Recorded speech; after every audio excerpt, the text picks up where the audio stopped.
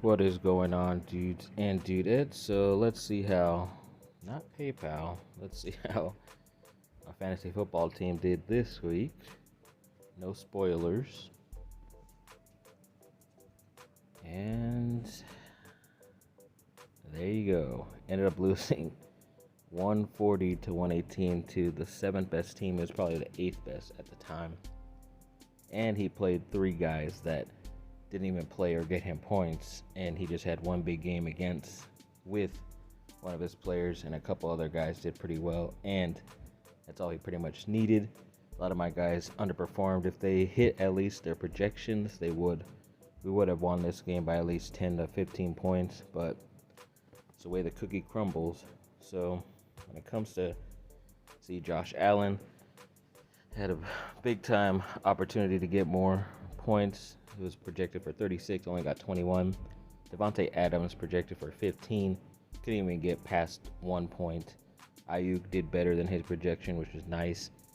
Mixon once again last night for Monday Night Football went 6 points under. Didn't even score a touchdown, I believe. Sanders did a little bit better. It's good. Otten, the tight end, had a chance. He did score, but they called it back, of course, on Thursday night, so that's my luck. Kareem Hunt, once again, he played yesterday, which was kind of surprising because he was in maybe going to be trade mode with the trade deadline ending today, but I don't think he even got traded, and he once again didn't score a touchdown either. You know, Benjamin had a nice matchup, but of course, ended up getting half of what he was projected. And pretty much my bench guys didn't do well either. I mean, Kenyon Drake, who I didn't even know was going to end up playing that much. I guess he only played because of injury. Ended up getting 14. And two of my wide receivers on the bench ended up getting even more than my main top pick, kicker. He actually had an opportunity to get a couple more points at the end, but for some reason went for it on fourth down, even though they were winning 24-0. Philly did well. Luckily, I'm still going with them. Yeah, they did really well, which I'm happy about. Let's look at how his dude did. So yeah, Rodgers was okay, but not great, but that's still been better than what he has been. Diggs, that was Josh Allen, my quarterback's number one receiver, so they ended up with the same points, which is freaking crazy.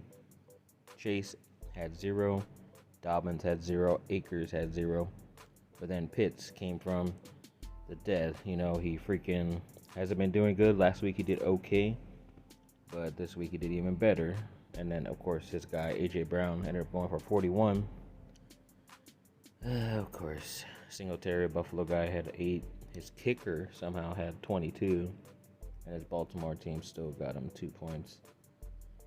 His bench did okay, not great. Doesn't even seem like he was paying attention. And, of course, he still freaking won. But, like I said, that's my luck, I guess, with my USC Trojans winning on Saturday and the Lakers finally getting their first win on Sunday.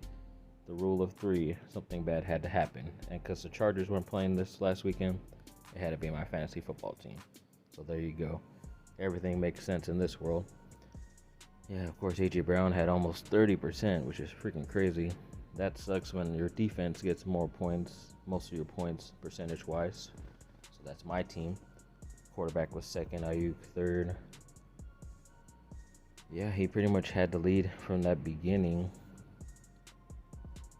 Yeah, I mean, Ayuk kind of helped out, try to get it closer. We were only down by like 15, 12, something like that. But yeah, Josh Allen really screwed me over. Even though I barely beat him on quarterback, I definitely beat him on running back. He definitely beat me in receiver, tight end, kicker, and I beat him on defense. Yeah, showing a new thing of important players. I guess that's cool. How was he my best drafted? Devontae Adams, and he didn't even score over 1 point this last week. And he's had other games that were bad too. His acquisition, because I did pick up Philly's defense off of waivers, so that makes sense. With his score, he would have only beaten 3 other teams, which is, of course, I would have lost to 7 other teams with my score. But But even if he played me every week up until this point, he'd be 2-6. So, yeah, of course he had to have a big game against me. I would have beaten his team 126-79 the week prior. If they play the same schedule, excluding head-to-head matchups, Green Street Elite would be 5-2. So of course, yeah. And if they played every team in the league each week, they would be 24-48. I don't know.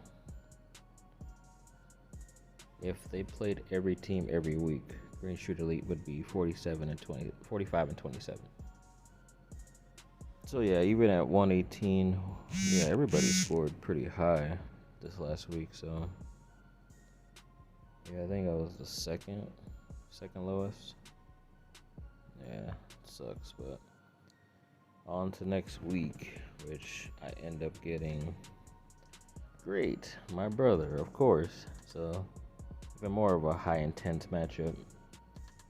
Got a couple of okay players. I'm gonna make some moves. Hopefully, be able to get some guys off of the waiver wire.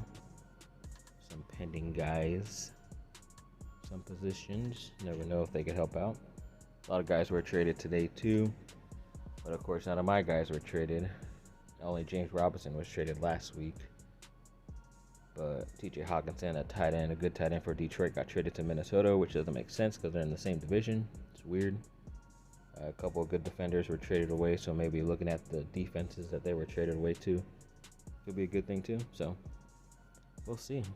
Yeah, thanks for watching, people. Like, subscribe, comment down below. Let me know what y'all think. Have a great rest of your day. Bye.